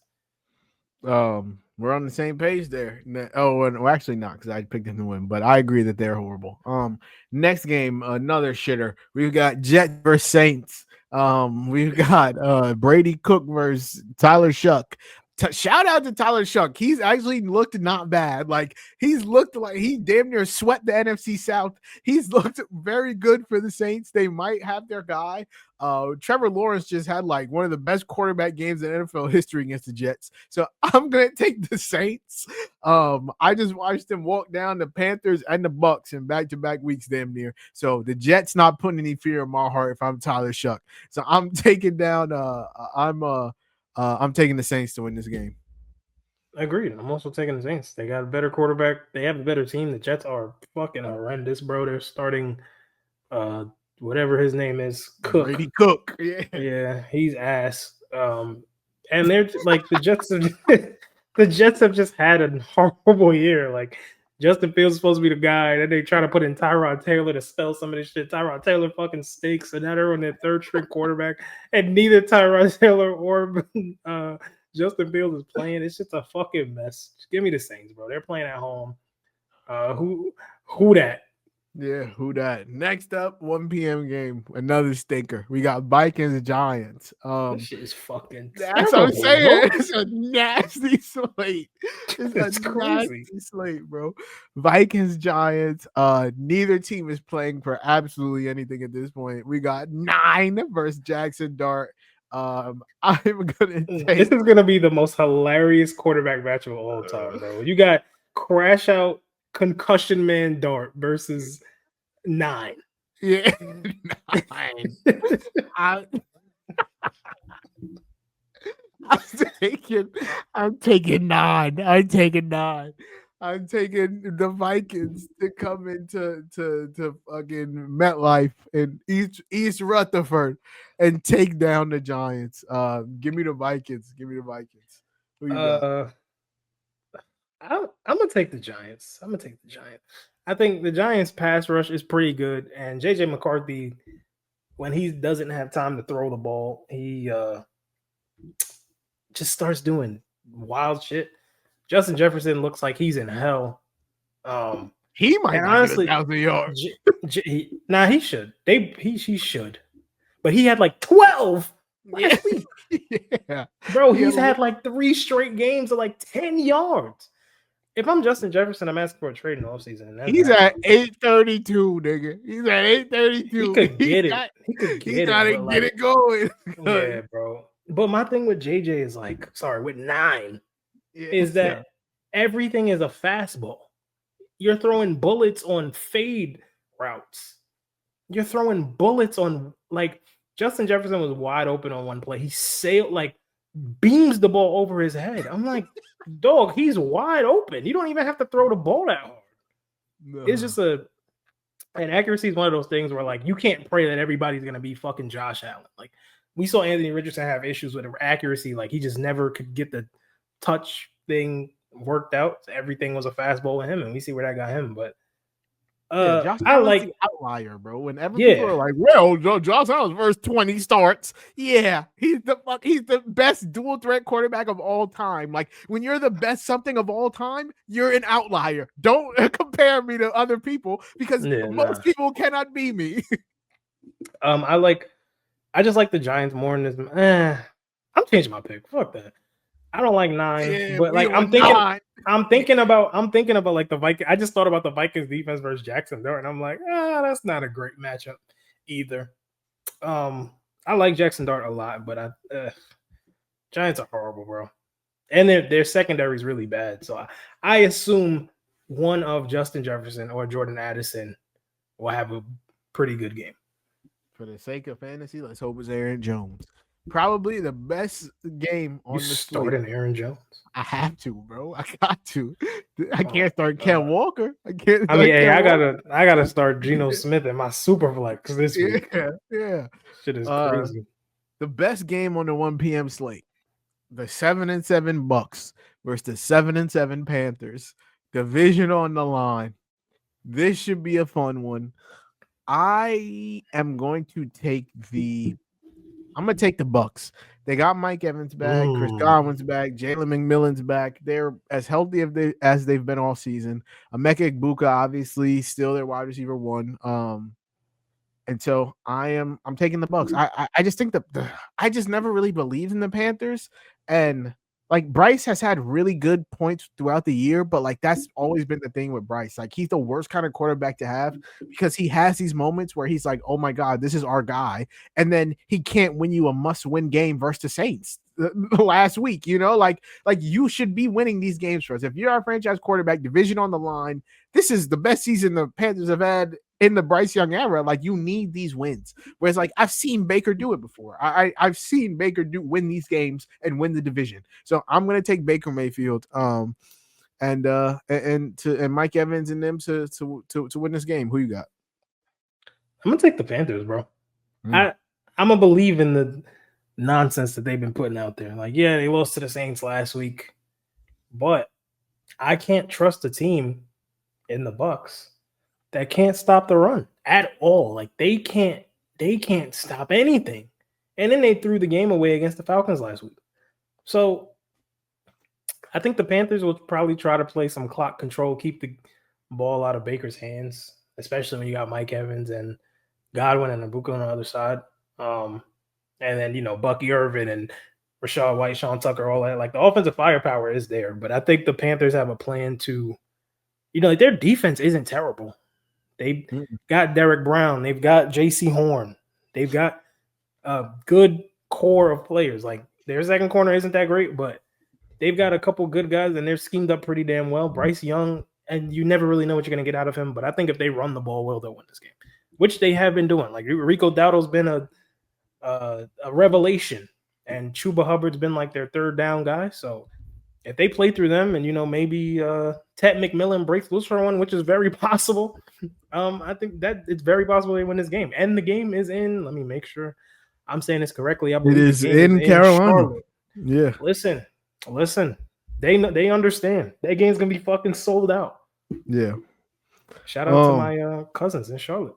Yeah, shout out to Charlotte. That's the 1 p.m. slate. The first game of the 4 p.m. slate, like a stinker in my opinion, but like not technically. It's Jags Broncos. The Jags are they're gonna make the playoffs. They seem to be a good team, 10-win team. But the Broncos are undefeated at home, and the Broncos have a lot of good wins. Like they've beat a decent amount of good teams. Like I can't even say that they're frauds because they got some good wins on their resume. So I'm gonna go ahead and I'm gonna take the Broncos. I think being undefeated at home this late in the season like means something to them. 12-2, and they are the 1 seed in the AFC right now. Like they very well might get the bye. So like every win means something for them. So I'm gonna take the Broncos on the road in Denver, to win this game. Who you got? I mean, at home in Denver to win this game. Who you got? I'll also take the Broncos. I think they are the better team. And honestly, their win last week was probably their best win of the season. Like they, even though they had a shaky first half, like they came out and their pass rush was fucking ridiculous in the second half, and Bo Nix was throwing absolute dimes. So if he looks like that, bro, they should win this game. And it's tough to play in Denver. Like it's very, very hard to win road games in Denver. And we like hung up the fact that, oh my God, they almost lost to the Raiders. Shit happens. Like they beaten the Chiefs twice. They beaten the Packers. They beaten the Eagles. The Eagles, yeah. So they beat the Texans. Like the Texans aren't like this great team, but like that Texans, they damn near have the best defense in the league. So like Texans aren't no pushover team. Yeah, I think the Texans do have the best defense in the league. Yeah. But the Broncos aren't too far behind. Like their defense is also elite. They have the best pass rush in the league. They have the best cornerback in the league. So listen, Trevor Lawrence is prone to making some stupid mistakes, and I think he might do that at least once this game. If Bo Nix is able to not turn the ball over and they are able to keep their offense going the way they did last week, they'll have no problem winning this game. I just trust them more than I trust the Jaguars. Moving on to the next game, we're back in Stinker Town. We've got Falcons Cardinals. Kirk Cousins is starting for this one. Jacoby Brissett. I believe Drake London might be back. Marv might be back. Yeah, so like both these teams are getting healthy. But I'm gonna take the Cardinals. I'm gonna take the Cardinals at home, even though they're 1-6 at home. I'm gonna take the Cardinals. Something about Jacoby Brissett. I believe in Jacoby Brissett, and the Falcons just scream ass to me. So I'm taking the Cardinals to Oh my God. I'm taking the Cardinals to win this one. What about you? Honestly, this might be the highest scoring game of the whole week. Like we've watched the Cardinals put up crazy points against because they were trailing by so much, they just put up an insane amount of points trailing by, or insane amount of yards by how many points they were trailing by. And then like the Falcons kind of the same way. Like their defense isn't great. They have a pretty good pass rush, but like they also give up a lot of points, and their offense is also, with Drake London and Kyle Pitts and Bijan Robinson healthy, like their offense is also prone to being kind of explosive. So I'm gonna take the Falcons. Not because of my allegiance, but because I just think the Falcons are a better team. I'm not buying into this Jacoby Brissett nonsense. Like he's really just a stat patter. If we're being honest, like they have to throw the ball as much as they do because their run game stinks. Trey Benson is not coming back, so their starting running back is Michael Carter II. And I mean, come on now. At this point in the season, you got 3 wins. They're just gonna feed Trey McBride and Marvin Harrison and Michael Willis, and I think this will be a pretty damn good game. Like this should be a shootout. So you're taking the Falcons? Yes, sir. All right, bet. Next game. Wait, let me write that down. Hold on, Falcons, so I don't lose track. All right, next game, we got Steelers-Lions. Should be a great one. One of the very few good games. One of the very few decent games on the slate. We got Steelers-Lions. I'm actually curious. Who are you going with in this one? The Lions are going to bust the Steelers' ass. If you watch that game probably about a month ago when the Packers played them, like the Steelers can't, like when they play teams that are on their level or higher, they can't stop anything. They just played the Dolphins and they look great on Monday Night Football. Woohoo! You played CTE boy. Good job. Yeah. The Dolphins are kind of ass. And the Steelers are also kind of ass, but they beat the Ravens 2 weeks ago. That's probably their best win of the season. And they're coming to play a Lions team that's still trying to make the playoffs. Like the Lions haven't given up their season. They still look as explosive as they look for the majority of the year. And they're playing at home. The Lions and they're playing off a loss. You know, they get crazy. Oh, yeah, you know they don't lose off the loss. Yeah. Exactly. I'm gonna take the Lions. I think they win this pretty convincingly. Like this is gonna be the 4-15 or the 4-25 game that we look at like, damn, that could have been something special, and it just ended up being a fucking blowout. Yeah, you moved me. I'm taking the Lions too. I've never really believed in the Steelers this entire year. Me I get neither. the Aaron Rodgers thing. He doesn't look horrible, right? He doesn't look great, but he's not horrible. So people are like, "Oh my God, Aaron Rodgers is back." Aaron Rodgers is not back. He's not the same guy he was. He's still good though, like he's still not horrible. That offense is Arthur Smith run. They're throwing a 300-pound Darnell Washington and giving carries to Kenneth Gainwell, and DK Metcalf's the top 5 paid receiver in the league and gets like 4 targets a game. Like I'm cool off it. So I think that they are just not who they think they are.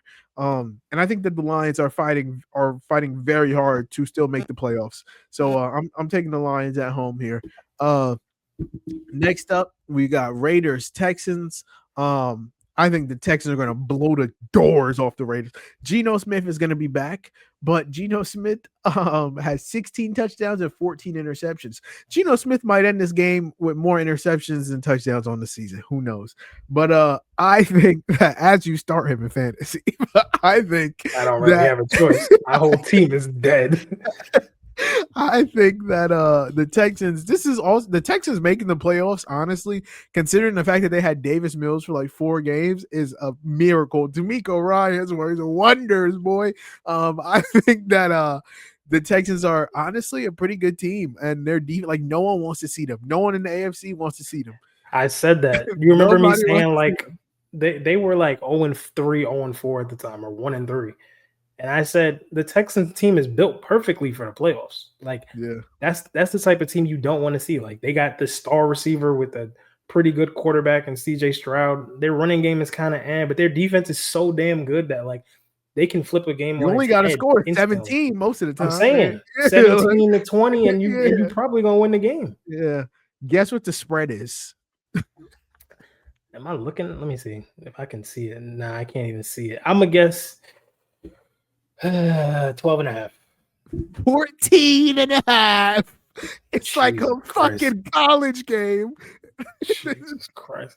I just need Geno Smith to throw like 2 touchdowns. I don't even know if he could do that. But if he's not going to do that, I just need yards, brother. I just need yards. Yeah, we're both taking the Texans. The last game, the Sunday night game, hold on, let me just write down, and we both take Texans. But the Sunday night game is also should be a good one. 2 teams that need to win these games. It ain't the last game, brother. No. The Sunday night, last game of the day, at least. We got 2 teams that need to win. The Patriots are undefeated on the road, and they need every win they can because the Bills is on that ass for the AFC East. And the Ravens, who are 7-7, they need every win to try and squeak into the playoffs. They're gonna have to be a wild card. They can still win the division, honestly. If the Steelers lose and they win, like they can still win the division. So there's still something to play for both of these teams. But the Steelers have the tiebreaker. So yeah, Steelers have the tiebreaker. But this should be a good one. I'm curious, which way are you going on this one? I'm done with the Ravens, dog. I'm not picking them to win any more games. They've disappointed me all season. Defense looks horrendous. Looked a little bit better since Lamar's come back, but Lamar hasn't even looked that great since he's come back. Like he looks a step slower than he did before his injuries. Like he's not making the same throws he was making. The Ravens just lost a bunch of games that they should have won. Like they should have beat the Bengals at home on Thanksgiving. They should have beat the Steelers at home last week or 2 weeks ago. The Patriots are just a better team.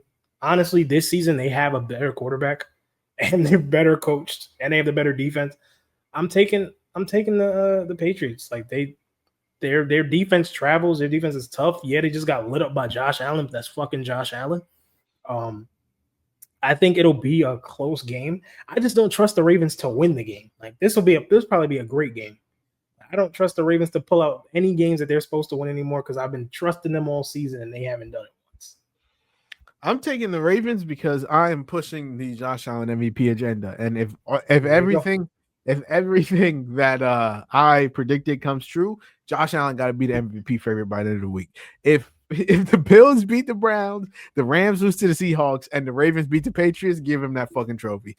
So I'm taking the Ravens to beat the Patriots because I think that they need it more than the Patriots need it. Like if the Patriots lose the division, it's like, okay, shit, we lost the division. We're gonna make the playoffs. If the Ravens lose the division, it's like we done. It's over. Like we not making our season is cooked. So I think that they might want it a little. They bit are the more desperate team. Yeah, Sure. like they might want it a little bit more. But the Patriots being 6-0 on the road is pretty tough. And Mike Vrabel's probably going to win Coach of the Year. So I wouldn't be shocked if the Patriots win.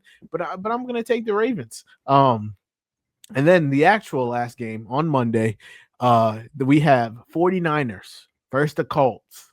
The Colts will be rolling out geriatric boy Phillip Rivers, and the Niners are fresh off an ass whooping.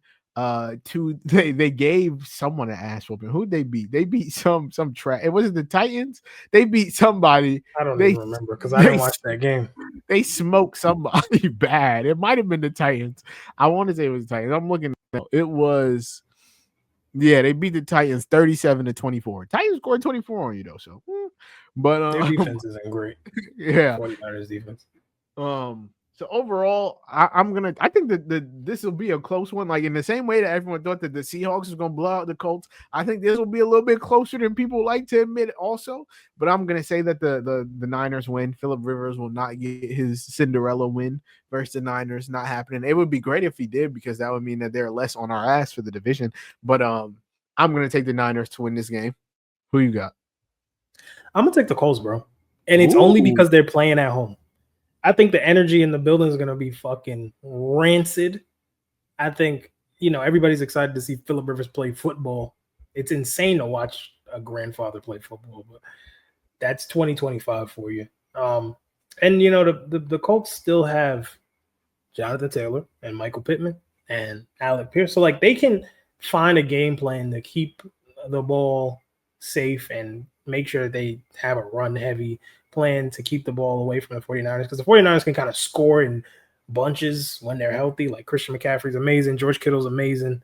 And they are the better coach team. I think the 49ers are the better team here, but I'm going to take the Colts just because they're playing at home. There's a lot of emotion and this feeling of having some type of Phillip Rivers having some type of magic as a guy who hasn't played in 5 years and coming back playing his first home game against I think the Colts are the last team he played for before he retired. So everybody's probably going to want to see him play. And you mean, they might shit their pants on national television, but I'm going to take the Colts because I want to see the Colts win a game. I don't really I never like the 49ers. I actually hate their guts.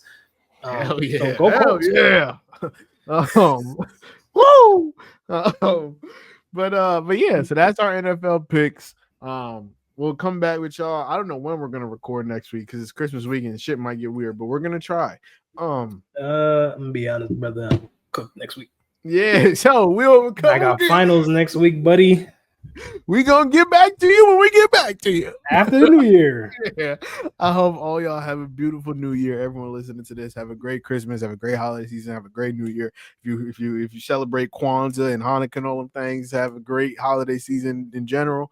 And yeah, make sure you subscribe to Run It Up Podcast. Everywhere that podcasts are found. You can find us on Twitter at Run It Up Pod, Instagram, TikTok, all that good stuff. You can find me on Twitter at Najee Adams _ Jalaal at j.sandy _ I hope you have a little day. That's my IG because I don't use Twitter no more like that. Boom. So there we go.